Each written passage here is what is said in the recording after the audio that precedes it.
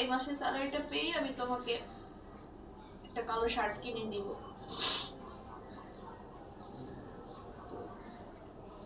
স্যালারিও পেলাম, কিন্তু আমার ছেলেকে কালো শার্টটা কিনে দিতে পারলাম না। আর ও তো ফুটবল খেলোয়াড় ছিল, ও ফুটবল খেলতে অনেক ভালোবাসতো। ওর হচ্ছে যে টার্ফটা পরে ও খেলতো, ওই টার্ফটা ওর ছিঁড়ে গেছিল। তো দেখা গেছে টুর্নামেন্ট হলে বন্ধুদের টার্ফ নিয়ে ও খেলতো।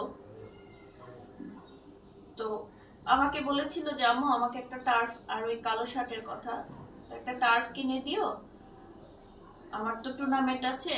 তো কিছুদিন পরে ওদের একটা টুর্নামেন্ট ছিল ওদের কলেজে, যেটা পরবর্তীতে ওর শহীদ আহনাফ স্মৃতি টুর্নামেন্ট, ফুটবল টুর্নামেন্ট হিসাবে ওটা খেলা হয়, বন্ধুরা খেলে। ওইটা ওরই খেলার কথা ছিল এবং ওদের প্র্যাকটিসও চলতেছিল। তো বললো আম্মু আমার তো টুর্নামেন্ট, আমি এখন কলেজের জুতা পরেই প্র্যাকটিস করতেছি, তুমি আমাকে একটা টার্ফ কিনে দিও। তো আমি ওকে জিজ্ঞেস করলাম আবার টার্ফের কিরকম প্রাইস। তো আমাকে বললো আম্মু ভালোটা 6,500 টাকা। আমার কিছু ঋণ আছে, এই ঋণগুলো আমি শোধ করে তোমাকে আমি সবার আগে একটা টার্ফ কিনে দিব। তো ঋণ শোধ হলো, কিন্তু আমার ছেলে তো আর থাকলো না, আমার ছেলেকে তো আমি টার্ফ কিনে দিতে পারলাম না। এই কষ্টটা, একটা মা হয়ে এই কষ্টটা যে কত বড় কষ্ট আমি ভাষায় প্রকাশ করতে পারবো না। তো আমাকেও বলে যায় যে আম্মু আমার এক ফ্রেন্ডের জন্মদিন। তাই আমি বললাম জন্মদিন কোথায় যাবা, দেশের পরিস্থিতি ভালো না, তুমি কোথায় যাবা জন্মদিনে, যাওয়া লাগবে না। তো না, বলতেছে যে আম্মু ধানমন্ডিতেই কাছেই, এই শ্যামলির ভিতরেই। তো আমি আমার আরো সব ফ্রেন্ডরাও আসবে, আমি যাব। তার মধ্যে আচ্ছা ঠিক আছে, তাহলে যাবা যখন তাড়াতাড়ি চলে আসো।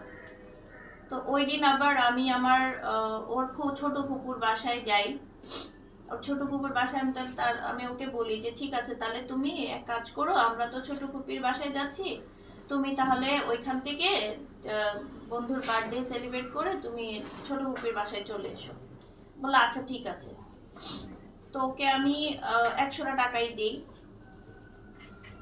আর ওর বন্ধুরা সবাই মিলে ও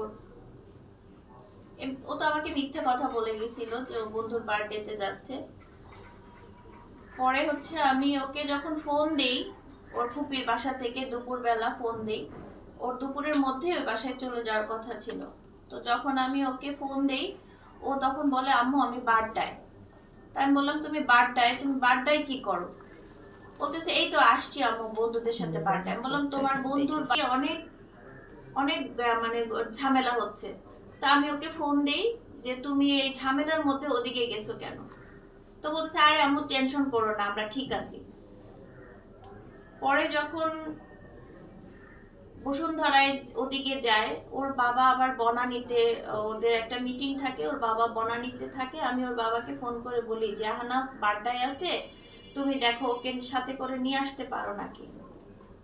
তোর বাবা বলতেছে আমার তো এখান থেকে বের হতে এদিকে তো অনেক ঝামেলা হচ্ছে, ও কেন এদিকে আসছে?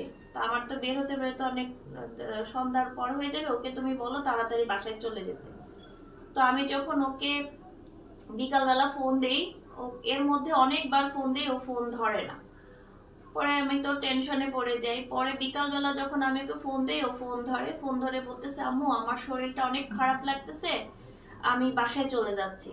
তাই আমি বললাম তোমার না ফুপির বাসায় আসার কথা? বলতেছে না আম্মু আমার শরীর অনেক খারাপ লাগতেছে, মাথা ঘুরাচ্ছে, আমি বাসায় চলে যাচ্ছি। তা আমি বললাম আচ্ছা ঠিক আছে, বাসায় গিয়ে তুমি রেস্ট নাও, আমিও চলে আসতেছি। তো আমাদের আস্তে আস্তে সন্ধ্যা হয়ে যায়। তো ও এসে ওকে আমি আর বাসায় পাই না, ও আবার কোচিং এ চলে যায়। তা আমি ওকে বলি যে তোমার না শরীর খারাপ, তুমি কোচিং এ যাচ্ছ। তো কোচিং এ থেকে আসার পরে, বাসায় আসার পরে আমি দেখলাম যে ও ফ্রিজ থেকে বরফ বের করে পায়ে ডলতেছে। তা আমি বললাম কি হয়েছে পায়ে? তো বলতেছে আমু ফুটবল খেলতে গিয়ে পা মচকায় গেছে। তো প্রায় এরকম ফুটবল খেলতে গিয়ে পায়ে ব্যথা পায়, নিজেই বরফ টরফ ডলে করে। বেশি ব্যথা হলে আমি তখন মালিশ টালিশ করে দিই। তা আমি অতটা গুরুত্ব দেইনি যে প্রতিদিনই তো ফুটবল খেলে পায়ে ব্যথা পেয়ে আসে। তো রাতের বেলা ঘুমায় যায়, ওকে খাওয়া দাওয়া করাই দিই, আমি রাতের বেলা ঘুমায় যায়। ঘুমানোর পরে আমি ঘুমাই যাই, ও তো রাত্রে জাগনাই থাকে। ও তো ও সকালবেলা আমি যখন উঠি ও দেখি ঘুমায় আছে, এটার মধ্যে একদম এরকম ডাবানো ছিল আর পা ফোলা ছিল। তা আমি বললাম যে সত্যি করে বলো তো তোমার পায়ে কি হয়েছে, তুমি ফুটবল খেলতে গিয়ে পড়ে গেছো? বলে কি হাসতে হাসতে বলতেছে ও, মানে মুচকি একটা হাসি দেয় সব সময়। ওই হাসিটা দিয়ে বলতেছে কি, আরে আম্মু কিছু না, ওই যে রাবার আন্দোলনে ছিলাম তো রাবার বুলেট এসে পায়ে লাগছে। তুমি জান, মানে ও এত এক্সাইটেড হয়ে বলতেছে যে মানে কোনো কোনো ব্যাপারই না ওর কাছে।